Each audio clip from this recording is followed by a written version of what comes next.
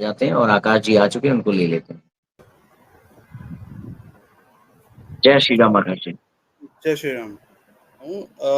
वर्ण व्यवस्था मेरे हिसाब से समाज को चलाने के लिए दी गई है। जैसे कि भगवान ने सृष्टि का निर्माण किया, ब्रह्मा जी ने सृष्टि का निर्माण किया, उसके हिसाब से इंसानों को बाइफरकेट किया 4 हिस्सों में कि ये इस समाज के इस हिस्से का काम ये करेंगे, ये करेंगे, ये करेंगे, ठीक है। और वर्ण व्यवस्था मेरे हिसाब से आपके हिसाब से जन्म से ही होती है, मेरे हिसाब से जन्म से होती है, परंतु अगर किसी का कर्म उसके जन्म के वर्ण, मतलब कोई परिवार है, कोई मान लो ब्राह्मण परिवार का है, लेकिन वो अगर कर्म ब्राह्मण वाले नहीं कर रहा है for a long period of time, तो उसको हमें उस वर्ण का मानना चाहिए, क्योंकि अल्टीमेटली वर्ण व्यवस्था हमने इस चीज के लिए कि समाज कैसे काम करेगा। अगर कोई ब्राह्मण कुल में जन्म किसी ने लिया है और वो लॉन्ग टाइम के लिए या आजीवन मान लो वैश्य करता है, बिजनेस करता है, तो हमें उसे अगर सामाजिक दृष्टि से देखा जाए तो उसे हमें वैश्य मानना पड़ेगा। ये मेरा पॉइंट है।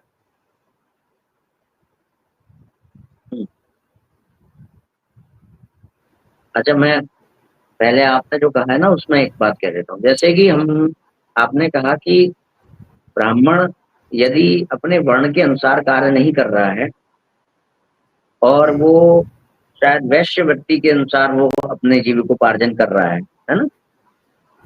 ठीक है। हाँ, मतलब अब एक बताइए मुझे कि पतित ब्राह्मण किसे कहेंगे या कर्म संकरता का दोष कहाँ पे आएगा? दोष आ जाएगा। जैसे जैसे इसको मैं आपको बताऊं, जैसे कि हमने किसी को कोई ड्यूटी दी है कि तू वॉचमैन है, तेरा काम है यहाँ पे रक्षा करना, ये तेरी ड्यूटी है, ठीक है। मगर उसने अपनी ड्यूटी नहीं निभाई, किसी कारण से उसको आसक्ति हुई कि मैं जाकर के वहां पर सब्जी की ठेल लगा लूं, टमाटर बेचूं, तो हम उसे ड्यूटी से भागने वाला कहेंगे या उसको ये कहने लगेंगे टमाटर बेचने वाला है? उसकी आइडेंटिटी क्या होगी उस समय?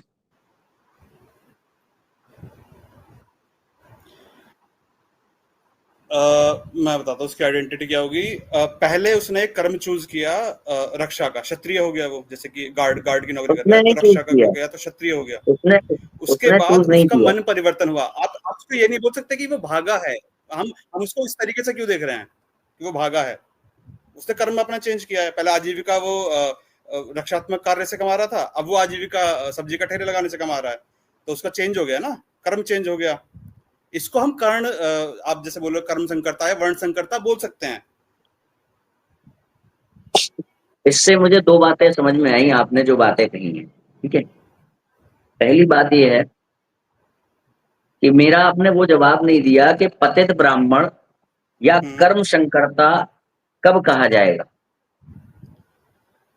मैं इसका जवाब देता हूँ। पतित ब्राह्मण, चलो किसी ने जन्म लिया ब्राह्मण कुल में, वो ब्राह्मण है, लेकिन वो ब्राह्मण का कर्म नहीं कर रहा है, मतलब कोई और भी कर्म नहीं कर रहा है, लेकिन ब्राह्मण का कर्म नहीं कर रहा है, तो वह रहेगा तो ब्राह्मण ही, और कर्म नहीं कर रहा है, श्रेष्ठ नहीं है। कोई मतलब वो कुछ आजीविका के करता लिए, ही नहीं है, नॉर्मल खाली बैठा है। डेली लाइफ में, नहीं नहीं नहीं, देख, कोई भी अपने दिनचर्या में कुछ ना कुछ करता ही है, उसके हिसाब से हम उसको बोलेंगे कि भाई ये है या ये है।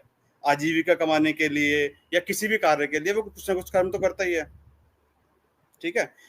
तो अगर वो ब्राह्मण अपना काम नहीं कर रहा है, जैसे कि 3 टाइम की संध्या नहीं कर रहा है, और जो भी ब्राह्मण कर्म है, या उसके घर वालों ने जो उससे ब्राह्मण का आजीविकोपार्जन वेद इत्यादि पठन पाठन, ईश्वर का पठन पाठन, कर्म कांड इत्यादि करके उसका आजीविकोपार्जन होना है। उससे नहीं कर रहा है, वो गायत्री साधना नहीं कर रहा है, संध्या वंदन नहीं कर रहा है, वो ये सब नहीं कर रहा है, तो इसको कर्म संकर नहीं कहेंगे और किसी और चीज को कहेंगे। इसको ये बोलेंगे ना, वो श्रेष्ठ ब्राह्मण नहीं है। ब्राह्मण तो है, श्रेष्ठ हाँ, नहीं है, कुछ ना कुछ तो तो मैं कर रहा वही है ना, कह रहा हूँ, मैं वही कह रहा हूँ, मैं वही कह रहा हूँ, मैं समझ गया। आप मेरी जगह आ गए। एक एक करके करेंगे तो हो जाए क्लियर। यानी कि कोई ब्राह्मण अपने जो वर्णोचित कर्म है, वर्णोचित आचरण है, उनको ना करके दूसरे जो वर्ण, उसके वर्ण के बाहर की चीजें करता है, तो वो श्रेष्ठ ब्राह्मण नहीं है। मगर जो ब्राह्मण विशेषण है उसका, वो रहेगा उसके पास, ठीक है। वो ये मैंने मैं पूरा कर लूं, एक मिनट। दूसरी बोलिए। बात, ऐसे ही ब्राह्मण को पतित ब्राह्मण और ऐसे ही कर्म करने वाले को कर्म संकर भी कहा जाएगा, कि वो कर्म से संकर है, संकरता आ गई, दोष आ गया, कर्म संकरता का वहां पर दोष आया। क्या आया कि उसके कर्म जो होने चाहिए थे वो ना होकर के दूसरे कर्म है। हाँ, यानी कि पतित है। श्रेष्ठ वो हुआ जो अपने आचरण के अनुसार चल रहा है, और पतित वो हम्म, हुआ जो अपने आचरण से हीन हो गया, आचरणहीन हो गया, हाँ, ठीक है। हाँ, हाँ, तो हाँ, हाँ, पतित पतित ब्राह्मण है ना, तो हाँ, जब हाँ। हमने उसको कहा कि वो पतित ब्राह्मण है, तब तो वो दोषी दिखाई देगा। मगर हम्म, यदि हमने दायित्व से हटने कोई भी एक दूसरे दायित्व का नाम दे दिया, तो दोषी हम्म। कहाँ रहा वो? दोषी यदि नहीं अपने रहा। दायित्व हाँ, दोषी नहीं रहा। यदि अपने दायित्व से हटने को भी हमने एक दूसरे दायित्व का नाम दे दिया, उसको छाप दे दी हम्म, कि भाई तुम, अब तुम्हारी ड्यूटी ये है, मगर अब तुम अपनी हम्म, ड्यूटी ना निभा करके कुछ और कर रहे हो जिसमें तुम्हें मजा आ रहा है, जिसमें तुम्हें आनंद आ रहा है, हम्म, जिसमें तुम्हारी आसक्ति है। तो अब तुमने हम्म, अपनी ड्यूटी ना निभा करके दूसरे काम करने लगे, तो हम उसको ये नहीं कहेंगे कि वो ड्यूटी से भागा, बल्कि हम ये कहेंगे कि तेरी हम्म, अब से यही ड्यूटी है। तो वो दोषी हम्म। नहीं रहा। अगर हमने उसको हाँ, वो दोषी। टैग दे दिया दूसरी ड्यूटी वाला, तो वो दोषी नहीं रहेगा। अब दूसरी हाँ, हाँ, एक हाँ। बात मैंने आपकी बातों से यहाँ ये समझी है कि जैसे कि आपने बताया कि उस वो ऐसा नहीं कहेंगे कि वो भागा। आपने एक बात कही, ऐसा नहीं कहेंगे कि वो भागा, बल्कि ये हम्म, कहेंगे कि उसका मन परिवर्तित हो गया, ठीक है। हम्म, तो हम्म, इसका अर्थ ये है कि वर्णाश्रम जो धर्म बताया गया है, या वर्णाश्रम के अनुसार जो कर्म बताए गए हैं, हम्म, उनको आप धर्म की दृष्टि से नहीं देखते। क्योंकि धर्म जो होता है वो मन हम्म, परिवर्तित होने के आधार पर बदला नहीं जाता। कहने का अर्थ यह है कि आप वर्णाश्रम के अनुसार जो बताई गई नियमावली है कि तेरे अमुक अमुक कर्म होंगे, उन कर्मों को आप धर्म की दृष्टि से नहीं देख रहे हैं, क्योंकि आप उनको परिवर्तनशील मान रहे हैं मन के आधार पर। जबकि धर्म वो है जो मन के आधार पर परिवर्तित नहीं होगा। बहन तो बहन, बहन के साथ क्या आचरण है वही रहेगा, माता के साथ क्या आचरण है वही रहेगा। धर्म वो होता है जो परिवर्तनशील ना हो। सनातन धर्म तो कम से कम वही होता है। अब जो परिवर्तनशील है वो क्या है? जैसे इस्लाम में 5:101 में कहा गया कि ज्यादा सवाल मत करो, वरना तुम्हारे लिए वो आयतें भी खोल दी जाएंगी जिनके कारण पहले के कुछ लोग बागी हो गए थे। तो यानी कि पहले के लोग बागी हो रहे थे, इसलिए उनको नहीं समझ में आ रहा था मन, उनका मन जो है उनको एक्सेप्ट नहीं कर पा रहा था नियमों को। इस वजह से कुछ नियम बदल दिए गए इस्लाम के अनुसार। तो धर्म, आ, हमारा जो धर्म है वो बदलता नहीं है। तो यहाँ पे मैं आपसे जानना चाहूंगा, क्या मन के आधार पर आप धर्म को बदलने वाला मानते हैं या नहीं मानते हैं? मन के आधार पे धर्म नहीं बदला जा सकता, पर हम जो हमारा ये जो टॉपिक है वो सामाजिक व्यवस्था को रिलेटेड है। वर्ण व्यवस्था क्या समाज में हिसाब किताब क्या है वो उससे रिलेटेड है। हम आप इसको हम इस पे भी हाँ, आएंगे, इस पे भी आएंगे आगे, जब हम लोग तर्क संगत चलेंगे। अभी जब हम बात कर रहे हैं ना, जैसे वर्णाश्रम होना चाहिए, तो ब्राह्मण के कर्म जो होते हैं, अब उसको हम समाज से लेंगे या शास्त्रों से लेंगे? ब्राह्मण के कर्म क्या होते हैं? ब्राह्मण के कर्म हम शास्त्रों से ही लेंगे, मतलब पालन तो हमें शास्त्रों का ही करना चाहिए। हाँ, तो शास्त्रों के अनुसार जो धर्म है, वो हम्म, धर्म जो है शाश्वत है। और हम सनातन धर्म कहते ही इसे, सनातन का अर्थ ही है जो किसी देश काल परिस्थिति में ना बदले, उसको सनातन कहते हैं। तो जब हम ये कह देंगे कि उसका मन परिवर्तित हो गया और वो हम्म, वहां से चला गया, और वहां हम्म, पे हम उसको दोष नहीं देंगे, तो फिर हम्म। उसके एक आचरण से हीन हो जाने वाले व्यक्ति को कभी हम दोषी नहीं ठहरा सकते कि तूने अपनी ड्यूटी का परित्याग किया। उसने ड्यूटी का परित्याग करके दूसरी ड्यूटी अपनाई है, उसने कर्म अपने बदले हैं, तो यही उसमें उसने यही तो दोषी बात दोषी है। दोषी क्यों देखिए, दोषी प्रॉब्लम क्यों यही नहीं है ना कि मानेंगे? ड्यूटी जो होती है, ड्यूटी अगर आपको उसको ड्यूटी दी किसने थी? उसको ड्यूटी आइडियली उसके जो कुल के मतलब उसके माता पिता हैं उसके वो हैं उन्होंने दी है। उन्होंने वो उस नहीं दी। ड्यूटी में नहीं कर अगर पा उसको रहा है, उसका मन नहीं है उन्होंने उस नहीं दी ड्यूटी में। उन्होंने नहीं दी ड्यूटी, उसे शास्त्रों ने दी है। ड्यूटी उसे ईश्वर ने दी है। उसको किसी विशेष कुल में जन्म दे करके ड्यूटी उसको किसने दी? उसकी वहां पे उस अच्छा, कुल में उसके पिता ने निर्धारित नहीं किया तेरे को ये कर्म करने, वो निर्धारित पूर्व से ही है कि तुम इस कुल मेरा में मेरा जन्मे हो तो तुम्हारी ड्यूटी है, तो उसको मेरा ड्यूटी एक देने वाला ईश्वर है। मेरा एक क्वेश्चन है। एक जी। व्यक्ति है, उसने ब्राह्मण कुल में जन्म लिया है, ठीक है? हम्म। उसके बाद वो वर्ण संकर हुआ या क्रम संकर हुआ, उसके बाद उसने अपना पेशा बदल के कोई दूसरा कर लिया। मान लो वो क्षत्रिय हो गया, वो सेना में भर्ती हो गया।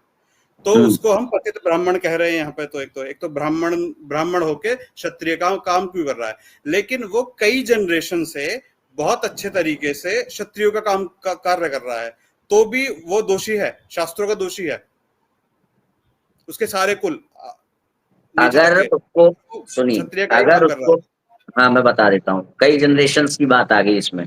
यदि हाँ। उसको पता है कि वो ब्राह्मण है, ठीक है, और मेरे पूर्वजों ने ऐसा कर दिया था कि भाई वो ब्राह्मण का कार्य छोड़ करके क्षत्रिय का कार्य करने लगे, मेरे पूर्वजों ने ऐसा कर दिया था, तो हम्म। उसको, अगर वो चेंज नहीं करता है, अगर वो हम्म। चेंज नहीं करता, वापस उसी ढर्रे पे आने की कोशिश नहीं करता है, तो दोषी है। हम्म। वरना हम दोषी किसे कहेंगे? प्रश्न ये था कि यदि हम धर्म से विमुख हो जाने को भी एक अच्छा सा आडंबर पहना देंगे, अच्छे से कपड़े पहना देंगे कि हाँ अब ये जो है व्यापारी हो गया, अब ये वैश्य हो गया, तो फिर हम दोषी कब कहेंगे उसे?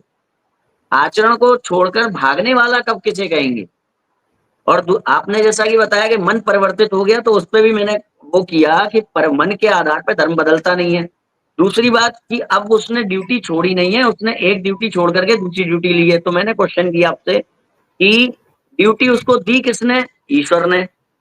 ईश्वर ने दी। और उसमें बदलाव कैसे किया? अपने मन से। समझ रहे हैं ना? तो हम्म। ड्यूटी उसको ईश्वर ने दी है, अगर उसमें चेंज भी करेगा तो ईश्वर ही करे, ईश्वर चेंज करते हैं। आपने इस जन्म में कुछ किया, अगले जन्म में आपके कर्मों के हिसाब से वो चेंज कर देते हैं आपकी ड्यूटी। अच्छा, तो आपके हिसाब से जिस कुल में हमने जन्म लिया है, अगर हमें उसका ज्ञात है कि ये कुल यही करता आ रहा है, तो हमें किसी भी परिस्थिति में वही काम करना चाहिए, चाहे परिस्थिति कोई भी हो, वही काम करना नहीं नहीं चाहिए। नहीं नहीं, ऐसा नहीं है। हमें करने का प्रयास करना चाहिए, यदि विवशता है तो इस सत्य को स्वीकारना चाहिए कि मैं कर्म संकर हूं, मैं आचरण से हीन हूं, इसमें क्या दिक्कत है? मैं पतित हूं, इसमें क्या तो दिक्कत है? वो भाई जैसे जैसे मान लीजिए कि आपको अमुक अमुक स्थिति में, जैसे अब हमारे यहाँ पर एक नारी सदा ब्रह्मचारी, श्री राम जी ने कहा एक पत्नी धर्म, एक पत्नी व्रत जो होता है वो श्रेष्ठतम है, मर्यादा पुरुषोत्तम श्री राम। तो हम्म। श्रेष्ठतम क्या हुआ? राम, एक। एक पत्नी हम्म। वाले।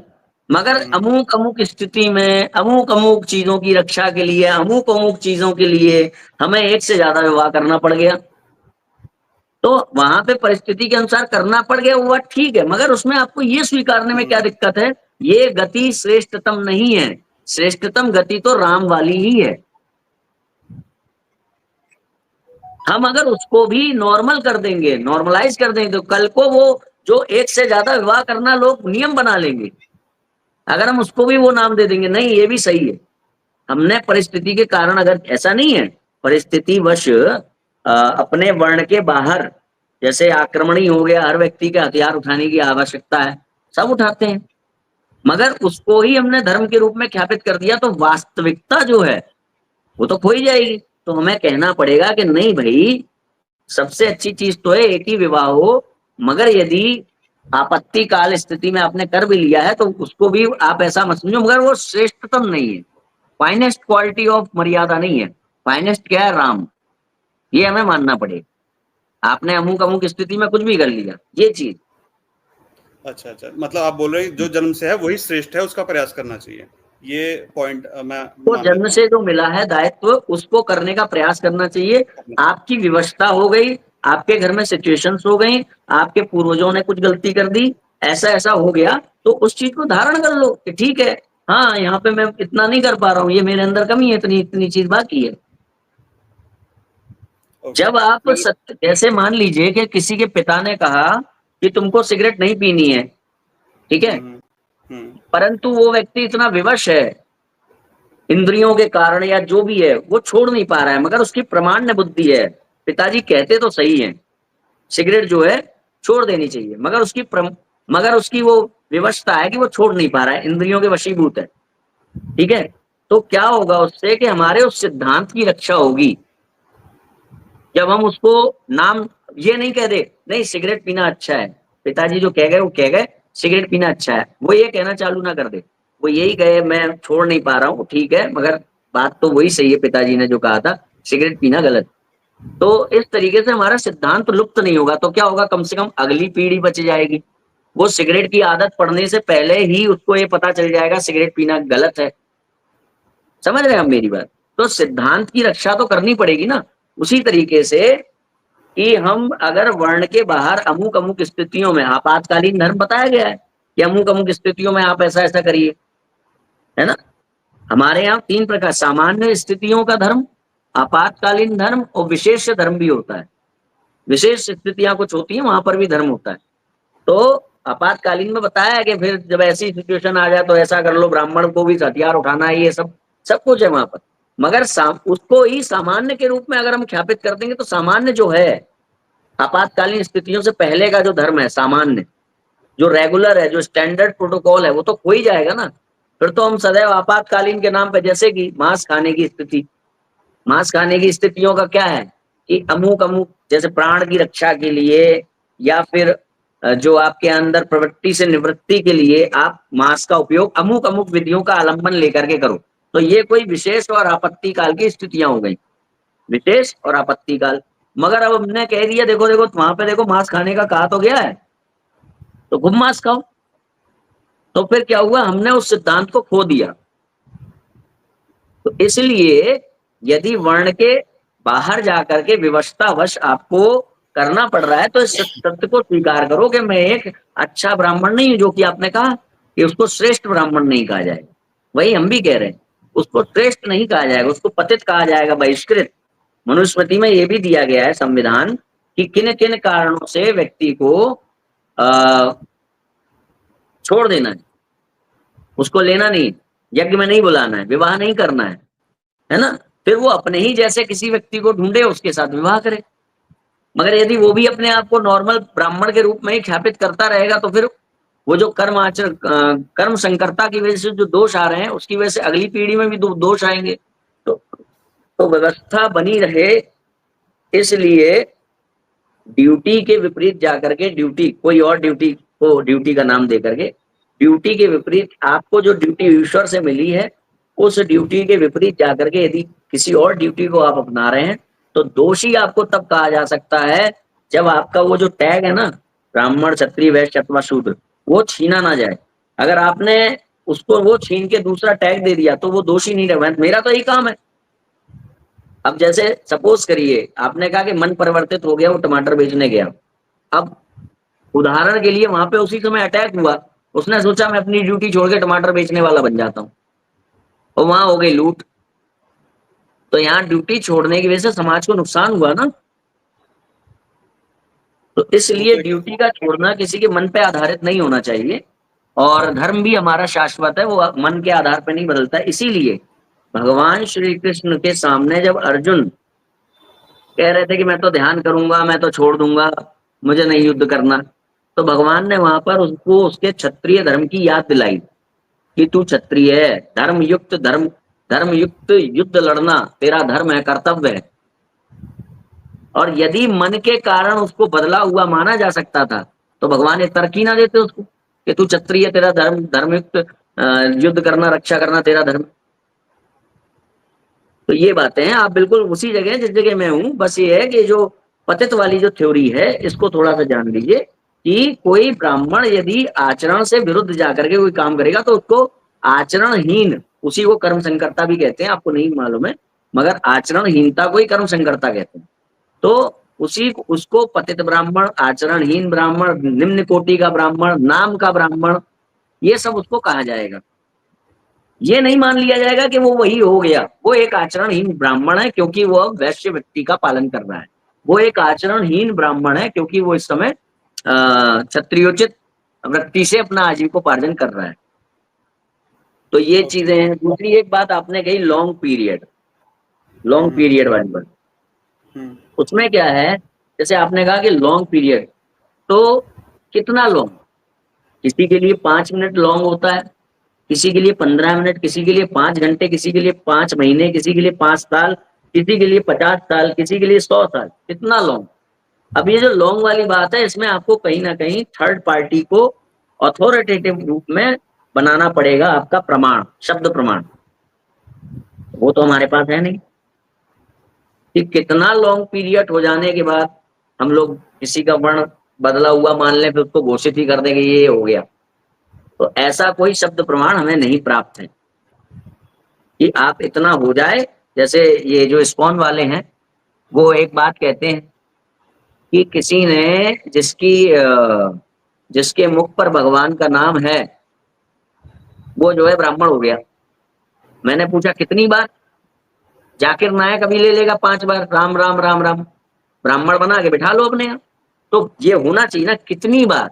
5.5 लाख बार, 50 लाख बार, ऐसा तो कोई व्यवस्था दी नहीं है।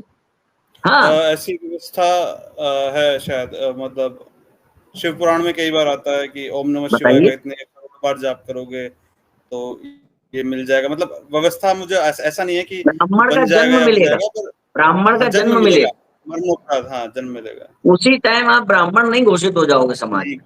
हाँ, हाँ, ये इसी से बोल रहा हाँ, हूँ। तो ये सारी चीजें हैं।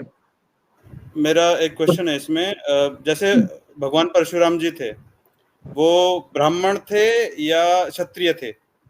और भगवान वो ने किस क्षत्रियोचित, वो क्षत्रियोचित उसका आलंबन लेने वाले, क्षत्रियोचित आचरण करने वाले ब्राह्मण थे। और देखिए, ये आपने अच्छा उदाहरण दिया, बहुत अच्छा उदाहरण दिया। अब इसी में देख लीजिए, प्रमाण की बात मैं आपको करता हूँ। परशुराम जी ने, जो उनकी एक तरीके से प्रवृत्ति थी, वो क्षत्रिय की थी। हालांकि उनके पीछे दिव्य कथा है परशुराम जी का और विश्वामित्र जी का जन्म कैसे हुआ था, वो शायद आपको पता हो कि उनकी माता के लिए जो खीर बनी थी, वो विश्वामित्र जी की माता ने खा ली थी। और अच्छा, विश्वामित्र जी की माता के लिए जो खीर बनी थी, वो परशुराम जी की माता जी ने खा ली थी। उसमें था आशीर्वाद कि तुम्हें एक अच्छे वो अच्छा क्षत्रिय पुत्र प्राप्त हो, या तुम्हें एक अच्छा ब्राह्मण पुत्र प्राप्त हो। तो इसीलिए विश्वामित्र जी के अंदर क्षत्रिय होते हुए भी ब्राह्मण के गुण आ गए थे, और परशुराम जी के अंदर ब्राह्मण होते हुए भी क्षत्रिय के आ गए थे, जिसको उन्होंने समय के साथ उद्भाषित कर लिया, स्फुटित कर लिया। तो उन दोनों को दोष लगा। नहीं नहीं, अभी दोष की बात बाद में करेंगे, पहले आपको मैं एक प्रमाण दे दूं कि परशुराम जी जब श्री राम के पास जाते हैं, तब तक वो अनेक युद्ध लड़ चुके हैं। ठीक है। हम्म, राम जी कहते हैं, जब वो उन्हें ललकारते हैं और उल्टी सीधी बातें जो भी कह रहे होते हैं आपस में जो चल रही होती है उस समय, राम जी कहते हैं आप ब्राह्मण हैं इसलिए मैं आपका सम्मान कर रहा हूं, वरना इतनी बातें मैं आपकी नहीं सुनता। तो राम जी ने उनको ब्राह्मण क्यों कहा? क्षत्रिय कहना चाहिए था। द्रोणाचार्य ने महाभारत का युद्ध लड़ा, हम्म। और रावण ने युद्ध लड़ा, मगर कभी रावण को क्षत्रिय नहीं कहा गया, कभी द्रोणाचार्य को क्षत्रिय नहीं कहा गया, ब्राह्मण कहा गया। तो कर्म के आधार पे हम जो है, तो परशुराम जी के केस में उनका ये आपात धर्म कहा जाएगा या उनके जीवन का आपात, उद्देश्य कहा जाएगा? आपात धर्म, आपात कहेगा। आपात धर्म, आपात धर्म। तो जैसे हमारा कहना है कि परशुराम जी ने हथियार उठाया, हम्म, तो इसलिए उनको क्षत्रिय कहना चाहिए कि नहीं कहना चाहिए? ठीक है। हम्म, मैं कह रहा हम्म, हूं कि श्री राम जी ने कई जगह पर उपदेश दे दिए हम्म, हम्म, लोगों को, धर्मोपदेश कहते हैं जिसे। श्री हम्म, राम जी ने कई जगह गायत्री वंदन किया, गायत्री संध्या वंदन किया, सब कुछ किया। हम्म। हम्म, तो हम्म। धर्म उपदेश देने वाले कारण क्या उनको कहीं पे ब्राह्मण कह दिया गया? सबसे पहले तो ये कि सारे वर्ण को ही भगवान की पूजा करने का अधिकार है, क्योंकि केवल आदमी कोई पूजा करता है डजंट मीन वो ब्राह्मण है। मुख्य मैं कार्य कहा कह रहा हूँ, है। मैंने धर्मोपदेश की बात की है, और हाँ, जो हाँ, मैंने बात की है पूजा की बात नहीं की है। मैंने बात की है जो ब्राह्मणोचित पूजा होती है, वर्णोचित पूजा होती है, द्विजोचित पूजा होती है। अच्छा, अच्छा, अच्छा। और छोड़िए, ये छोड़ दीजिए, जब वो जन्मे थे तब तो वो मट्टी में खेल रहे हैं, तब तो वो संध्या वंदन भी नहीं कर रहे हैं, तो क्या उससे पहले तक उनको शूद्र कहा गया? मुझे ये परशुराम वाला दोबारा से करना डिस्कस, पर अभी भी मेरे दिमाग में आया, हम्म। स्वामी विवेकानंद ने ये कहा है कि जन्म से सभी शूद्र होते हैं और उसके बाद विवेकानंद जी हमारे लिए प्रमाण नहीं है। नहीं है। अच्छा अच्छा अच्छा। जितने अंश में वो शंकराचार्य की फिलॉसफी मानते हैं उतने अंश में प्रमाण है। जहां वो शंकराचार्य के विरुद्ध चले जाते हैं वहां वो प्रमाण है ही नहीं। गायत्री परिवार और विवेकानंद दोनों ही आइडियोलॉजिकली शंकराचार्य पर आधारित हैं। उनके लिए शंकराचार्य का दिया जाने वाला ज्ञान ही प्रमाण है, गायत्री परिवार का भी और विवेकानंद का भी।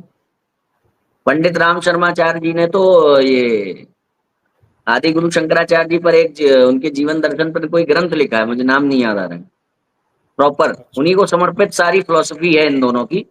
मगर बस एक चीज में अलग हो गए, वर्णाश्रम व्यवस्था। मुख्य रूप से वर्णाश्रम व्यवस्था में उन्होंने छोड़ दिया। और आदि शंकराचार्य जी जो इनके मुख्य स्रोत हैं ज्ञान के, उन्होंने अपने 13वें अध्याय के दूसरे श्लोक में लिखा कि जो व्यक्ति संप्रदायहीन है, परंपरा विहीन है, परंपरा से आचार्य नहीं है, वो उस व्यक्ति को भले ही कितना भी विद्वान क्यों ना हो त्याग देना चाहिए। ये शंकराचार्य जी का कोट है। तो खैर, जो जन्म से शूद्र होते हैं, तो ये तो रही विवेकानंद जी की बात। हम बात करें अगर कि हमारे शास्त्रों में हमारे शास्त्रों में ही कई जगह ऐसी उपमाएं आई हैं। जैसे कि भगवत गीता में भगवान श्री कृष्ण ने कहा कि जो लोग ये कहते हैं, मतलब नास्तिकों के लिए उन्होंने कहा, जो लोग ये कहते हैं कि इस सृष्टि का जो विस्तार हुआ है वो स्त्री पुरुष के भोग से हुआ है, मतलब नास्तिकों के लिए क्या है, कोई ईश्वर नहीं है, स्त्री पुरुष के भोग से ही विस्तार को प्राप्त हुई है सृष्टि। ठीक है, जो लोग ऐसा कहते हैं वो राक्षस होते हैं। तो क्या वो मनुष्य नहीं है जो नास्तिक है? क्या उसकी योनि ही चेंज मान ली जाए, या फिर ये माना जाए कि भगवान ने वहां कहा वो राक्षस वत होते हैं? इसी प्रकार से जहां पर ये वाली बात आएगी जन्म से शूद्र होते हैं, तो वहां ये कहा जाता है शूद्र वत होते हैं। जैसे किसी को हमने कह दिया कि धर्मेणी ना, जिसका गुरु नहीं, स्कंद पुराण में वचन है, जिसका गुरु नहीं वो पशु है, पशु है। तो क्या वो वास्तविकता में एक पशु के योनि से जन्म लेने वाला, पशु के गर्भ से जन्म लेने वाला नहीं, पशुवत है।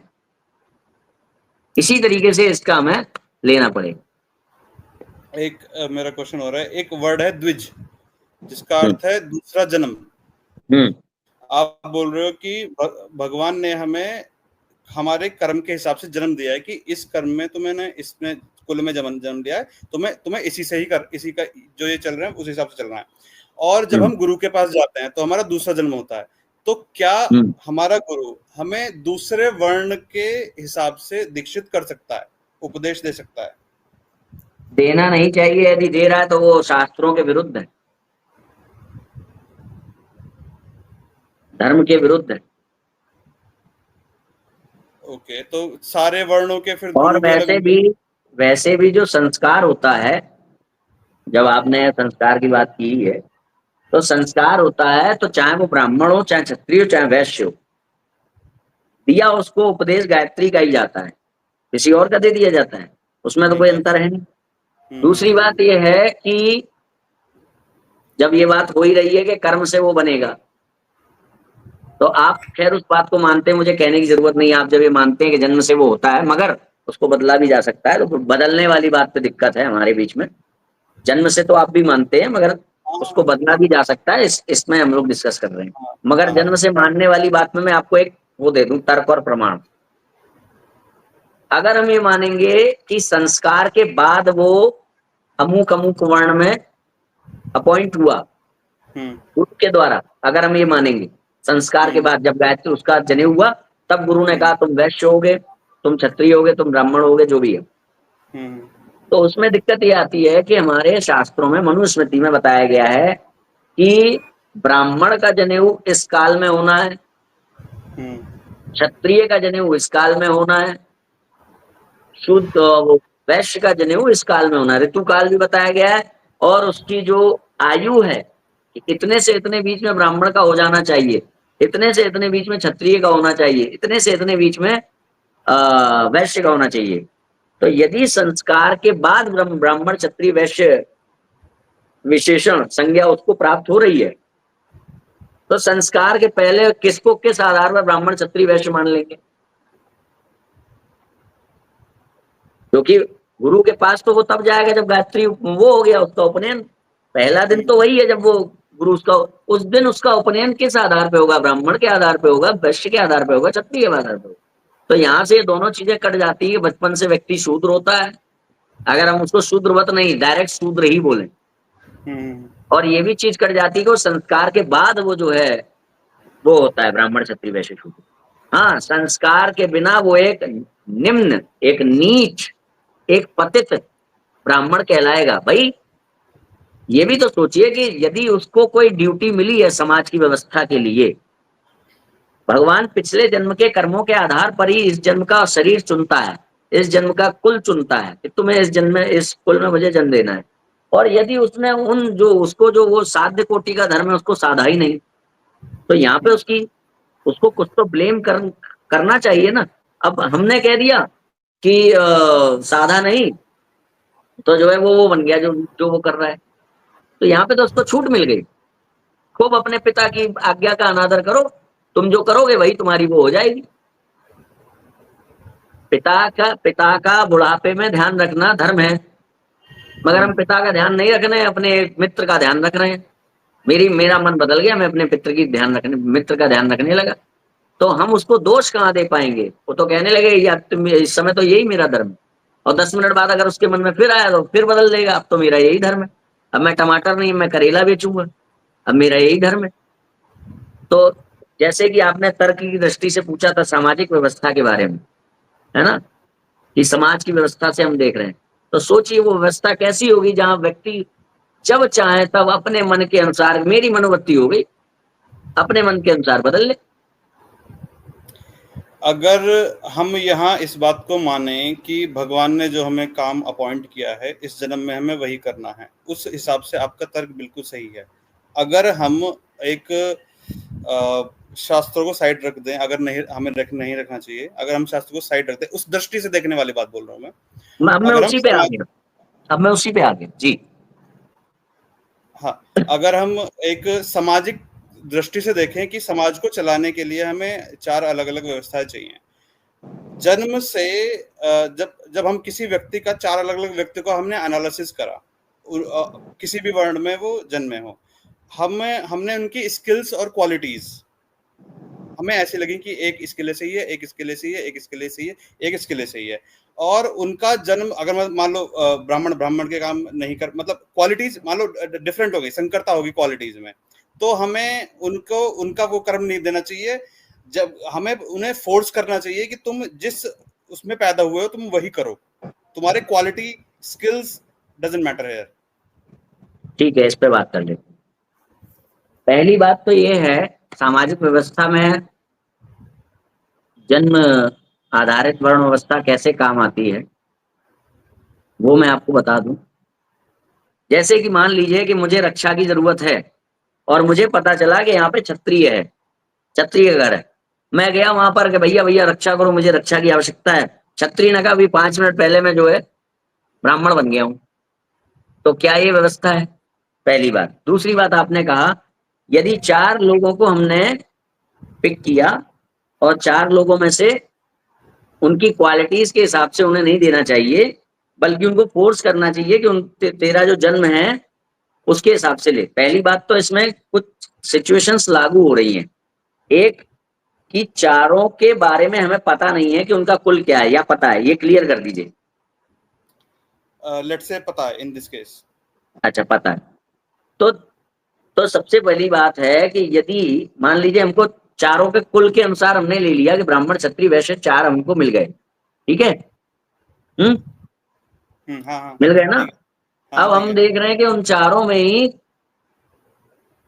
क्या कहते हैं, अपनी कुल के विपरीत प्रवृत्ति है, गुण है। स्किल सेट है, चारों के हाँ, गुण और चारों प्रवृत्ति में हैं, अपने कुल वो के उनके विपरीत है। जन्म के, हाँ, तो उनके जन्म के वर्ण के हिसाब से ना होके चारों में कुल अलग के है। विपरीत है। तो यहाँ पर दिक्कत ये है यदि ब्राह्मण कुल के लड़के में ब्राह्मण की प्रवृत्ति नहीं है, ब्राह्मण के गुण नहीं है, तो क्या दूसरे ब्राह्मण कुल के लड़के मर गए हैं सारे के सारे? हम लोग क्या करेंगे, किसी दूसरे ब्राह्मण के घर जाएंगे, उसको देखेंगे। हाँ, इन चारों में ही हम लोग तब करेंगे इनकी गुणवत्ता के अनुसार जब दुनिया में अन्य कुल नष्ट हो चुके हों, उसको कहेंगे आपातकालीन धर्म। आपातकालीन स्थिति उसी को कहेंगे कि चार ही हैं, इन्हीं में से करना है जो करना है, पांचवा कोई है ही नहीं जिसमें हम सिलेक्शन कर सके। तो अभी तो ऐसा नहीं है। अगर एक ब्राह्मण सही नहीं है तो दूसरे ब्राह्मण के घर जाओ भाई। दूसरी बात, आपने यहाँ पे कहा कि हम लोग चार लोग होंगे, तो इसमें क्या बात आती है कि उन चारों को भी आप कहीं ना कहीं से पिक तो करोगे ना। कहां से करोगे? उनका शुरुआती पैरामीटर क्या होगा? रास्ते में चलते चलते रिक्शे वाले को भी रोक लोगे, साइकिल वाले को भी रोक लोगे, ए रुक जा, मुझे तेरे कर्म गुणों कर्म चेक करने हैं, तेरी कुशलता चेक करनी, रुक जा। ऐसा तो करेंगे नहीं। तो एक कोई ना कोई स्टार्टिंग पॉइंट हमें लेना पड़ेगा कि हम किसी ब्राह्मण के घर जाएं। यदि ब्राह्मण का सिलेक्शन करना है तो ब्राह्मण के घर जाएं, ब्राह्मण से लेके आए एक लड़का या स्त्री या पुरुष, जो जिस तरह का भी उसका उपयोग है, और क्षत्रिय के लिए क्षत्रिय के घर जाएं। तो ये जो शुरुआती पैरामीटर है, यही जन्म आधारित वर्ण व्यवस्था है। उसके बाद यदि ब्राह्मण कुल से आया हुआ ब्राह्मण लड़का उचित नहीं है, अपने वर्णोचित कार्य को नहीं कर पा रहा है, या उसमें वो कुशलता नहीं है, तो हम उसको त्याग देंगे और किसी दूसरे को देखेंगे। अच्छा, एक चीज और है। अब जैसे हम आते हैं भाई, भारतीय में तो हम सबको पता है कि हमारा सरनेम के हिसाब से हमारा ये वर्ण है। बहुत लोगों को अपना वर्ण नहीं पता होता है, बहुत लोग सरनेम अपना चेंज कर लेते हैं, या फिर अगर हम बाकी धर्मों की बाकी पंथों की बात करें तो उनको तो अपना वर्ण नहीं पता भाई। कहीं ना कहीं वो, उनको पैदा तो ब्रह्मा जी ने करा है। अब at this point of time उन्हें नहीं पता कि उनका वर्ण क्या है। तो उन्हें क्या करना चाहिए? या उन्हें हमेशा दोष लगता रहेगा, या फिर कभी दोष लग रहा है किसी जनरेशन को, किसी इंसान की, किसी की लाइफ को कभी नहीं लग रहा है, तो इसका क्या इलाज है? इसका इलाज ये है कि उन्हें जो है सनातन सिद्धांतों के आधार पर जीवन जीना चाहिए। देखिए प्रॉब्लम क्या है, जैसे हम दूसरे लोकतांत्रिक व्यवस्था की बात कर लें, और या फिर ईसाई जो मत है या इस्लाम मत है, इनकी बात कर लें। प्रॉब्लम इन सब में ये है, हम इनका उदाहरण तो लेते हैं, पर पहले आप अपने आप से पूछिए, क्या इन व्यवस्थाओं से आप खुश हैं? हमने लोकतंत्र का उदाहरण तो ले लिया कि जो पुलिस वाला उसके उस पर बनेगा कि नहीं बनेगा। क्या हम पुलिस की व्यवस्था से खुश हैं? क्या हम आर्मी की व्यवस्था को, जो आर्मी पुलिस की जो व्यवस्था है जो लोकतंत्र के हिसाब से है, मैं आर्मी को गलत नहीं कह रहा हूँ, आर्मी सही है, जो हमारे देश की रक्षा करता है उसका सम्मान है, मगर ये जो आज लोकतांत्रिक व्यवस्था है, इससे क्या हम खुश हैं? एक पुलिस वाला रेजिग्नेशन लेटर दे सकता है, अपनी ड्यूटी छोड़कर भाग सकता है समय आने पर, विपदा पड़ने पर, तो क्या हम इससे खुश हैं? एक ब्राह्मण जो है ब्राह्मण का कर्म होता है दान के ऊपर आधारित जीवन जीना, दान के ऊपर, एक तरीके से अगर और सरल भाषा में कहें तो भीख पर। मगर आज ब्राह्मण जो है लालचवश सबकी, क्योंकि हमने ही दी कर्मणा वर्ण व्यवस्था, सब जगह घुस रहा है, तो हमें वो ब्राह्मण मिलना ही बंद हो गए हैं। उसमें न्यूनता आती जा रही है, जो धर्म ब्रह्म की सही सही व्याख्या लोगों तक पहुंचाए। तो क्या हो रहा है, नास्तिकता पनप रही है। आप एक उदाहरण ले लीजिए, आर्य समाज का ले लीजिए। आर्य समाज का जो धर्म ब्रह्म है वो ना परंपरा से प्राप्त है और ना ही उसमें वर्णाश्रम धर्म का पालन है। नतीजा, आर्य समाज नामक फैक्ट्री से बाहर निकलता है विकास दिव्य कीर्ति। कौन है? नास्तिक। विकास दिव्य कीर्ति की जो फैमिली है वो आर्य समाज को फॉलो करती है, और वहां से क्या निकला बाहर? नास्तिक। इन सबका पर्यवसान परंपरा प्राप्त सिद्धांत, परंपरा प्राप्त धर्म ब्रह्म वर्ण व्यवस्था इत्यादि को ना मानने का जो पर्यवसान है वो किसमें है? नास्तिकता में। तो क्या हम लोग इन चीजों को अडॉप्ट कर पा रहे हैं पूरी तरीके से? जैसे आज का संविधान ही मान लीजिए, जितने लोग ज्यादा होंगे वही नियम बन जाएगा। तो गे सेक्स मैरिज को भी अलाउ कर दिया जाएगा, लिव इन रिलेशनशिप को भी अलाउ कर दिया जाएगा। तो क्या हम इन व्यवस्थाओं से खुश हैं जो हम इनका उदाहरण लेकर के कहते हैं क्या ये सही, ये नहीं होना चाहिए ये बात? अच्छा, एक क्वेश्चन और है मेरा। एक महिला है, उसने जी, एक वर्ण में आपका एक वो जन्म रह लिया गया है। वो क्वेश्चन कि उनके लिए क्या व्यवस्था है जो अपना वर्ण भूल गए हैं। हाँ, उनको हाँ, प्रयास करना चाहिए अपना वर्ण, किसी तरीके से वर्ण ध्यान आ जाए, प्रयास करना चाहिए। अन्यथा जिस भी तरीके से उनका जीवन का निर्वाह हो रहा है वो करते रहना चाहिए, ये मानते हुए कि अभी हम वर्णाश्रम व्यवस्था के अतिरिक्त हैं, बाहर हैं। पता और पता धीरे, उन्हें पता उन्हें कैसे लगेगा? वो सिद्ध योगी हो जाएं और फिर नहीं सपने में पता आके चलता उनको है कोई जब हम लोग इतिहास जानने निकलते हैं, यहाँ क्या हुआ था, यहाँ क्या हुआ था, हमारे पिताजी कहाँ रहते थे, वहां कहाँ रहते थे, धीरे धीरे जब जाकर के इस तरीके से अगर इन्वेस्टिगेशन करे तो पता लग जाता है। 90% चांस होते हैं कि पता लग जाता है। अगर नहीं लगता तो अपने आप को एक जो अंत्यज इत्यादि के रूप में देखते हुए, वर्णाश्रम व्यवस्था से बाहर मानते हुए, क्योंकि आज तो वैसे भी आज का जो समय है लोकतंत्र का, तो इसमें तो वैसे भी वो वाला नियम लागू है कि भैया जब डिवाइडर है, डिवाइडर वाला रोड है 4 लाइन, और डिवाइडर के एक तरफ जो है जो रोड है वो अंडर कंस्ट्रक्शन है, तो उस समय तो मजबूरी है कि सब लोगों को रॉन्ग साइड ही जाना पड़ेगा, आपातकालीन संक्रमण काल। तो इस समय आप ये एक्सपेक्ट नहीं कर सकते कि सब कुछ अपने अपने हिसाब से होता जाए, मगर कर्मण्यवादी कारस्ते माँ फलेषु कदाचन, एज मच एज पॉसिबल जिससे निर्वाह हो सकता है वो निर्वाह करे, अन्यथा जिस जिस व्यक्ति से जिसका जीवन का निर्वाह हो रहा है वो करता रहे। और जैसे मान लीजिए कोई अगर शिक्षक बन भी रहा है और वो ब्राह्मण नहीं है, तो उसको पैसे कहाँ मिलने हैं शिक्षक बनने में? आधुनिक शिक्षा को देने में पैसे मिलने हैं ना, यज्ञ तो करवाने से नहीं, यज्ञ करवाने में ना जाए, आधुनिक शिक्षक बने, साइंस पढ़ाए। और तो और वेतन भोगी होते हुए वैसे भी शूद्र है, शूद्रवत हो जाएगा। क्योंकि ब्राह्मण का जो उच्चतम वो है वो तो यही है कि वो दान दक्षिणा से ही अपना काम चलाए, वेतन से नहीं। क्योंकि ब्राह्मण का एक वो होता है, मनुस्मृति में एक सिद्धांत है कि जिन कर्मों को करते समय आपके मन में छिपाने का भाव आएगा वह कर्म तामसिक होते हैं, और इन कर्मों के आधार पर ही ब्राह्मण क्षत्रिय वैश्य शूद्र के कामों को बांटा गया है। जैसे वैश्य का काम देख लीजिए, वैश्य जब तक थोड़ा बहुत छुपाएगा नहीं उसका बिजनेस नहीं हो पाएगा। क्यों? उसको ये छिपाना पड़ेगा मैं कितने का लाया हूं और तुझे कितने का दे रहा हूं। 5 रुपए का लाया हूं, तुझको 6 रुपए में दे रहा हूं, ये उसको बोलना पड़ेगा। छिपाने का भाव आ गया। लाया होगा 2 रुपए का, मगर उसको कहना पड़ेगा 5 रुपए का लाया हूं, 6 रुपए का दे रहा हूं, केवल 1 रुपए मार्जिन ले रहा हूं।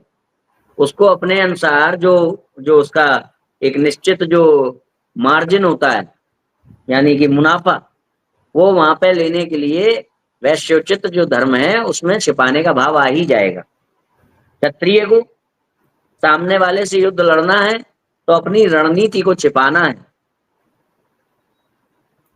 हम्म, हमारे पास कितने हथियार हैं, हम कब कहाँ कैसे अटैक करेंगे, ये सब छिपाना है। ब्राह्मण को छिपाना नहीं है, बताना है। जो वो जानता है वो उसको बताना है। पंडित जी राम राम। जय श्री राम, जय श्री कृष्ण, हर हर महादेव। तो ये छिपाने वाले कर्मों के आधार पर ही धर्म और अधर्म का और कर्तव्य और अकर्तव्य का निर्धारण हुआ है। और ब्राह्मण के जीवन से छिपाने वाले कार्यों को काटा गया है एज मच एज पॉसिबल। तो क्या हुआ कि क्या कहते हैं, वेतन की बात करें, यदि ब्राह्मण वेतन पे ध्यान देने लगेगा, और एक बात और कही गई है ब्राह्मण के लिए, सम्मान। ब्राह्मण को सम्मान का नहीं अपमान को खोजना रहे, अपमान का भूखा रहना है। ब्राह्मण के लिए अपमान अमृत है और सम्मान विष है। क्यों? क्योंकि यदि वो सम्मान की खोज में रहेगा वो कैसे कहेगा मुझे दे दो भैया, वो मांग नहीं पाएगा भिक्षा, क्योंकि वो सम्मान में रहेगा। दूसरी बात, सम्मान से जुड़ा होता है अहंकार, और मुक्ति कैसे मिलेगी? जब आपका अहंकार दूर हो जाए, मेरी आइडेंटिटी जो है, जो मैं भगवान से अलग अपने आप को फील कर रहा हूं, बंद हो जाए। ये सब तो खैर दार्शनिकता हो गई बहुत, मगर ब्राह्मण के जीवन से ये जो छिपाने वाली बातें हैं वो कम करी गई हैं। उस कारण से देखने में ये भी लगेगा आपको कि इनका जीवन बहुत सरल है। क्यों? ब्राह्मण को सम्मान के लिए नहीं बोलना है, मेरा सम्मान होना चाहिए। अगर बोल रहा है तो शास्त्र विरुद्ध है। दूसरी बात, ब्राह्मण को केवल उसके निमित्त, प्राण रक्षा के निमित्त धन अर्जित करना है, केवल प्राण रक्षा के निमित्त। उससे ज्यादा आए तो छोड़ दे। तो क्यों? क्योंकि प्राण रक्षा से जैसे ही ज्यादा आएगा, यानी कि मेरी जरूरत नहीं है और मेरे पास धन आ गया, तो मैं क्या करूंगा उस धन का? हम लोग क्या करते हैं, एक्स्ट्रा मनी जो होती है उसका सेव करके रख लेते हैं। सेव, ताला लगाते कि नहीं? क्या बताते दुनिया में यहां रखा है मेरा धन? तो ब्राह्मण के पास यदि ज्यादा धन होगा तो वो उसको छिपाएगा, तो इसलिए ये भी कट कर दिया। ब्राह्मण बिना कपड़ों के नहाएगा नहीं, निंदा नहीं करेगा। ऐसे बहुत से कार्य हैं जहां पर छिपाने का भाव है, वो मना कर दिए गए ब्राह्मण को, इसी कारण, क्योंकि उसमें सब में छिपाने का भाव। तो ये छिपाने के जो भाव हैं जितने ज्यादा होते चले जाते हैं, तो ब्राह्मण से क्षत्रिय, क्षत्रिय से वैश्य, वैश्य से शूद्र इत्यादि आ जाता है। उनकी सदगति का इंतजाम उनके अनुसार ही कर दिया गया कि जिसको जैसा कर्तव्य मिला उसके अनुसार उसकी सदगति मिल जाएगी।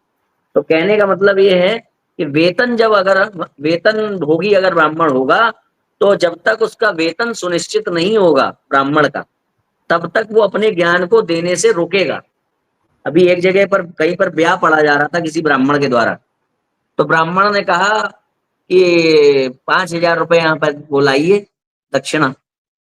तो लड़की वालों ने तो दे दिया, लड़के वाले थोड़े टाइट थे, है ना।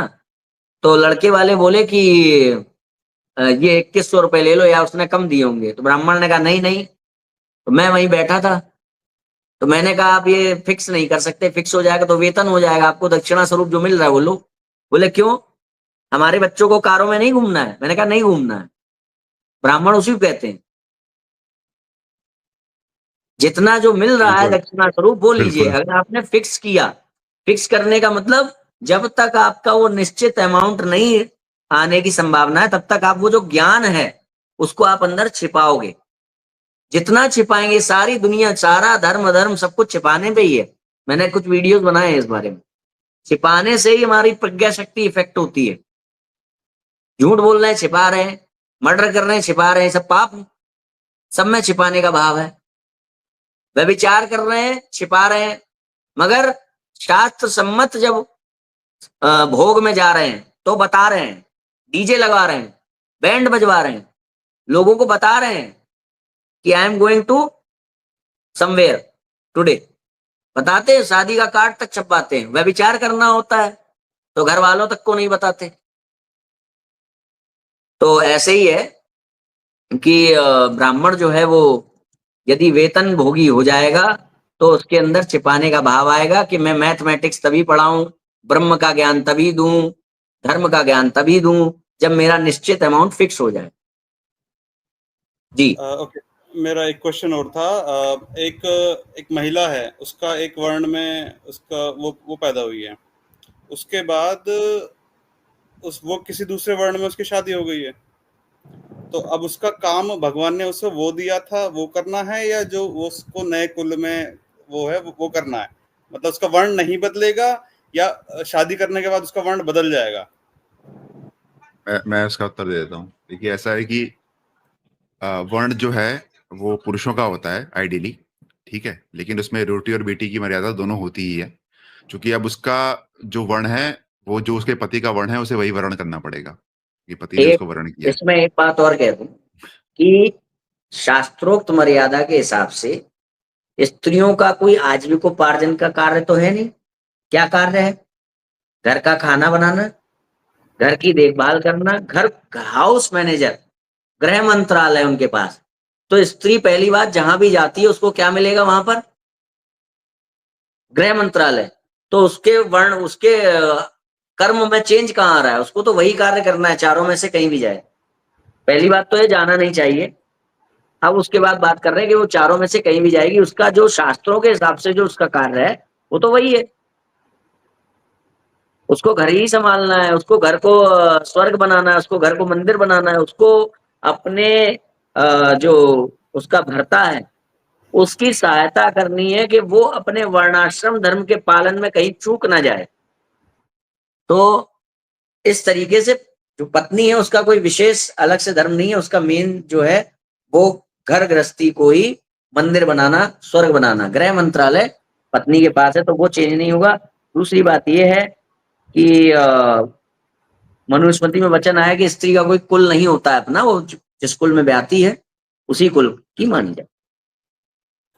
तो स्त्री लेकिन का कोई इसका अर्थ वर्ण भी नहीं होता। ये नहीं ये नहीं एक लेकिन ये इसका एक अर्थ ये एक जरूर दोष उत्पन्न होगा कि उनकी जो आगे होने वाली जो संतान होगी वो वर्ण संकर वो अवश्य कहलाएगी। वर्ण शंकर हो जाएगी।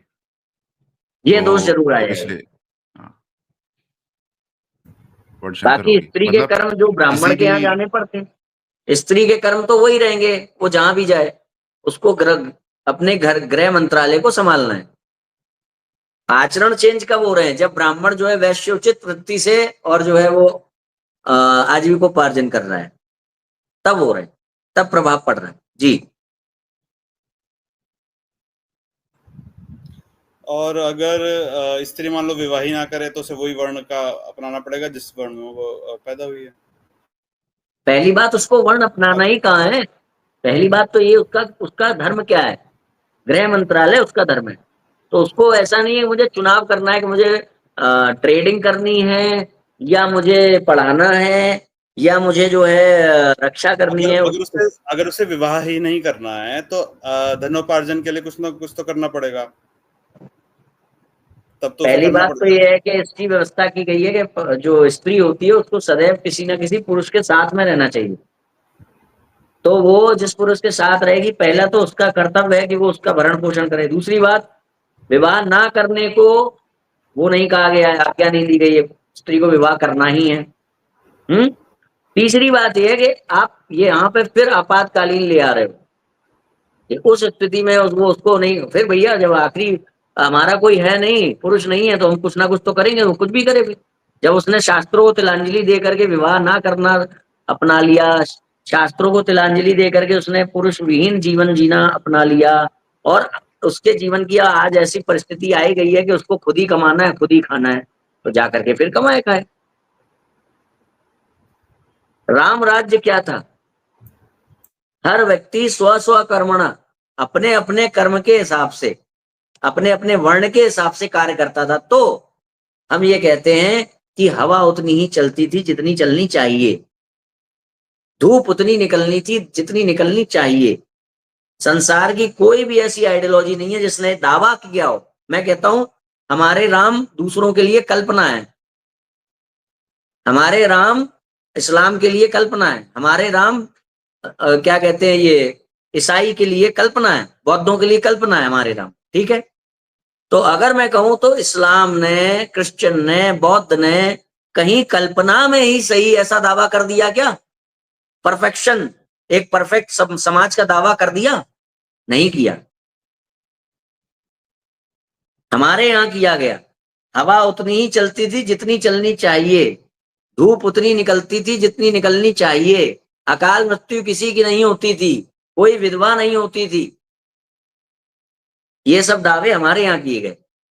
कल्पना में ही सही तुमने कर दिया क्या? क्यों नहीं कर पाए? और एक बात देख लीजिए, संसार में धर्म और ब्रह्म को बताने का दावा करने वाली बहुत सी आइडियोलॉजी, ढेर सारी, कहीं पर भी एक आदर्श दिया क्या कि मैं ये जो आइडियोलॉजी जो हम दे रहे हैं, इस आइडियोलॉजी को हमारे इस व्यक्ति ने पूर्णतया निभा के दिखाया? दुनिया में कोई नहीं है। मोहम्मद ने इस्लाम की आइडियोलॉजी बताने वाले के रूप में मोहम्मद ख्यापित हैं, मगर उन्होंने भी कई जगह चूक कर दी, मोहम्मद ने भी कई जगह चूक कर दी। उन्हीं के हिसाब से, उन्हीं के स्क्रिप्चर्स के हिसाब से कहीं कहीं पर मोहम्मद जो है भूल गए, ये कर दिया वो कर दिया, ऐसे गलतियां की जिनको बाद में उन्होंने सुधारा। यानी कि पूरी दुनिया में सब लोग दावा करते हैं कि हमारे पास धर्म और ब्रह्म की व्याख्या है, मगर उस धर्म ब्रह्म को पाने के लिए उस धर्म बताए जाने वाले धर्म पर चलने वाला एक एग्जाम्पल सेट नहीं कर पाया पूरी दुनिया में कोई, सिर्फ सनातन ने किया। राम एक एग्जाम्पल है हमारे पास। जो परफेक्ट राम। मेरा एक क्वेश्चन परशुराम जी पे वापस आया है। जैसे परशुराम जी ने ब्राह्मण कुल में जन्म लिया, उन्होंने क्षत्रिय का मोस्टली काम किया, तो उन्हें दोष लग गया, ये सही है? सही बात है? आपातकालीन स्थिति में उन्होंने क्षत्रियोचित वृत्ति का आलंबन लिया, बिल्कुल लिया। उन्हें श्रेष्ठतम ब्राह्मण के रूप में कहां पर अपनाया गया? ओके, तो आइडियली उन्हें ऐसा नहीं करना चाहिए था कि किसी क्षत्रिय की मदद लेके उस क्षत्रिय को ट्रेन करके, जैसे चाणक्य ने किया, इस तरह से करना चाहिए था? देखिए, हाँ, ये पहली भी बात कर है कि सकते आप थे। ये कर सकते थे, नहीं? हाँ। हाँ। मैं इसका उत्तर देता हूँ। देखिए, ऐसा है कि आप भगवान परशुराम को कंपेयर नहीं कर सकते किसी भी बीइंग से, ठीक है? इसको मैं आपको ऐसे करना ऐसे नहीं इसको मैं चाहिए। ऐसे बता दूं, कंपेयर ना करने के विषय में, कि रामो विग्रहवान धर्मः, परशुराम विग्रहवान धर्मः नहीं है। तो कहीं कहीं पे भगवान के जो अन्य अन्य अवतार हैं, उन्होंने अवतार किया लीला के रूप में, अनेक सारे उदाहरण देने के लिए किया, मगर यथावत उनको एग्जैक्टली हम सेम टू सेम कॉपी नहीं कर सकते। हम कॉपी किसे कर सकते हैं? राम को। रामो विग्रहवान धर्म। अब जो भगवान ने अन्य जो रूप लेकर के अन्य जो लीलाएं की हैं, अन्य जो आचरण किए हैं, उनको आदर्श के रूप में नहीं अपनाया जा सकता, क्योंकि उन्होंने कई जगह पे सीमाओं के पार जाकर के भी दिखाया, और वो दिखाने की आवश्यकता थी, क्योंकि उन्हें एक नियम ख्यापित करना था कि ईश्वर किसी भी प्रकार के नियम के नीचे नहीं है। ईश्वर सभी नियमों को बनाने वाला सर्वनियामक है। तो मैं हंसूंगा भी, मैं गाऊंगा भी, मैं नाचूंगा भी, मैं रोऊंगा भी। तो जब उन्हें सभी नियमों को तोड़ने वाले के रूप में अपने आप को बताना है कि मैं पूर्ण हूं, सत्यम ज्ञानम अनंतम ब्रह्म, तो मैं सब कुछ कर सकने वाला हूं, तो मैं अनेक अजीब अजीब तरह की लीलाएं करके भी दिखाऊंगा। इसीलिए भगवान के सभी अन्य रूप जो हैं वो हमारे लिए पूज्य हैं, आराध्य हैं, स्मरणीय हैं, आदरणीय हैं, अनुसरणीय हैं, बट अनुकरणीय नहीं। और जो राम है वो हमारे लिए ये सब होते हुए अनुकरणीय भी है। हम लोग उन सबको ओबे करेंगे, भगवान कृष्ण को ओबे करेंगे, भगवान परशुराम को ओबे करेंगे। अगर उन्होंने कहीं कोई सिद्धांत दिया उसको ओबे करेंगे, मगर फॉलो नहीं करेंगे। फॉलो हम राम को करते हैं, राम आदर्श है हमारा। क्योंकि जब हम अगर ईश्वर को फॉलो करने वाली बातें सोच लेंगे, तो उसमें तो ये भी आ जाएगा कि ईश्वर ने विष पीना सिखाया भाई, नीलकंठ के रूप में, उसको ही फॉलो करें। विष पीना चाहिए क्योंकि उन्होंने हलाल विष पिया था, है ना? तो क्या कहते हैं, बाकी सभी जो हमारे पूज्य भगवान के जो अन्य रूप हैं वो हमारे लिए पूजनीय हैं। बिल्कुल नो डाउट, उनकी पूजा करके हमें मोक्ष की प्राप्ति होगी, मगर एज ए मर्यादा पुरुषोत्तम के रूप में राम है, उनको फॉलो करना है। जी।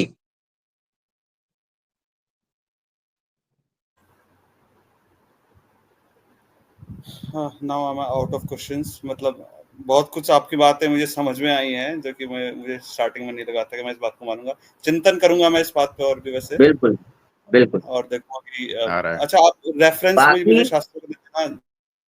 बाकी आप यहाँ से कुछ क्वेश्चंस देखिए, जन्म आधारित तो आप भी मानते हैं, बस आप इतना मानते हैं कि बाद में चेंज हो जाएगा। जन्म आधारित तो आप भी मानते हैं, है ना? या नहीं हो सकता, इस पे अभी मैं सोचूंगा। हाँ, अब आप इस पर चिंतन करिएगा। हम लोग जो बुक एक प्रकाशित करने वाले हैं, आह्वान की है, उसमें एक पूरा चैप्टर है वर्ण व्यवस्था का, तर्क और प्रमाण के साथ। तो मैं देखता हूँ अभी उसका जो वो पार्ट है ना वर्ण व्यवस्था वाला, वो मैं आपको देने की प्रयास करूँ। ठीक। हाँ, ये सब रेफरेंसेस आप ले लीजिएगा, देखिएगा कि ब्राह्मण को कितना वो किया गया है कि अब देखिए, आप ब्राह्मण जरूरत से ज्यादा कमा नहीं सकता। ब्राह्मण ऐसे ही ब्राह्मण का जीवन होगा निर्वाह कि भैया कोई अगर चाहे तो इसमें दान कर दे थोड़ा सा, तो उससे ही ब्राह्मण का वो चलेगा, और उसी से उसको वो जो धर्मोचित कार्य आगे करने हैं योजनाबद्ध तरीके से, वो भी चलेंगे। और ब्राह्मण अपमान का भूखा रहना चाहिए, सम्मान नहीं देखना चाहिए, और बहुत सारी ऐसी चीजें जो उसके जीवन को कठिन बनाती हैं देखने में, कि ब्राह्मण क्षत्रिय वैश्य होने से अमुक विधि में अमुक व्यक्ति अधिकृत है, केवल इस बात का पर्यवसान है, इस बात में इनका पर्यवसान है। ऐसा नहीं है कि भाई जो शूद्र है उसको मोक्ष नहीं मिल सकता, उसको भगवान की शरणागत नहीं मिल सकती, ऐसा नहीं है। फल चौर्य नहीं है, फल चौर्य हाँ, नहीं है। जो इन विधियों का सारी विधियां हैं जो कुल मिलाकर के करना, डूज एंड डोंट्स, है ना, कर्तव्य और अकर्तव्य, तो ये सारी विधियां, विधि और विधि निषेध, ये सारी विधियों का पर्यवसान क्या है? धर्म। इनको ही तो धर्म कहते हैं, ये करना है ये नहीं करना, ये धर्म है। मैं और मैं धर्म का इसमें पर्यवसान है, धर्म का पर्यवसान है मोक्ष में। तो ऐसा नहीं है मैं कि कोई ब्राह्मण के रास्ते पर चल करके ही उसको मोक्ष मिलेगा, वरना मोक्ष नहीं मिलेगा। बिल्कुल, मोक्ष किसी को भी मिल सकता है। मैं तो कर्मकांड के भाव से जी, आप जी, तो शिवराज जी बोलो। जन्म आधारित जो व्यवस्था है, उसका पर्यवसान जो व्यवहार है ना, संसार में जो व्यवहार कैसे करना है, उसमें है। उसमें है। इसमें नहीं है कि किसको परमार्थ मिलेगा, किसको परमार्थ नहीं मिलेगा। परमार्थ तो ये है कि भैया अभी भगवान का नाम जपने लगो, राम राम राम राम राम राम राम, और अभी देखो आपका वहां से परमार्थ सेट होने लगेगा। Educated Dalit are all moving, बस हटा दीजिए, ठीक है, काफी है, पढ़ लिया। एजुकेटेड दलित मूव कर रहे हैं बुद्धिज्म की ओर। तो आवश्यकता ये नहीं है कि हम अपने धर्म की परिभाषा बदल दें, आवश्यकता ये है कि उनसे जाकर के बैठ के ऐसी ही वार्ता करें जैसे आज आकाश गर्ग जी से की है। उन तक वो शिक्षा नहीं पहुंच रही है धर्म को समझने वाली, इसलिए मूव कर रहे हैं। उन तक सही शिक्षा पहुंचेगी धर्म की तो मूव नहीं करेंगे। मगर इसके उलट यदि हम धर्म को ही बदलने लगे इस भय से कि व्यक्ति धर्म को छोड़ रहा है, इस भय से हम धर्म को चेंज करने लगे, हाँ, तो व्यक्ति तो कल को ये भी कहेगा कि मुझे बहन से विवाह करना है, तो ठीक है, अपने अलाउ कर दो बहन से विवाह करना। उसके आगे और बढ़ेगा, सोचिए कहां कहां तक जा सकता है, पराकाष्ठा पे जाएगा। व्यक्ति तो जानवर है, जानवर के समान था ना, धर्मेण हिना पशु भी समान है। तो हम ये नहीं कर सकते कि बाढ़ का पानी आ गया, मंत्री जी से पूछा गया कि मंत्री जी बाढ़ का पानी खतरे के निशान तक आ गया तो खतरे का निशान 2 इंच और ऊपर उठा दो। नहीं, हमको व्यवस्था करनी होगी कि बाढ़ से कैसे बचा जाए, ना कि उस निशान को ही बदल दो, धर्म को ही बदल दो। फिर धर्म बदल गया तो धर्म क्या है?